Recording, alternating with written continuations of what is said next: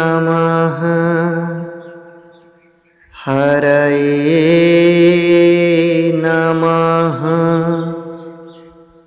श्री गुरुचरणकमलेभ्यो नमः। श्रीमद्भगवद्गीता अथ द्वितीयोऽध्यायः। श्लोक 67। इंद्रियाणां हि चरतां यन्मनोनुविधीयते तदस्य हरति प्रज्ञां वायुर्नावमिवाम्भसि। इंद्रियाणां हि चरतां यन्मनोनुविधीयते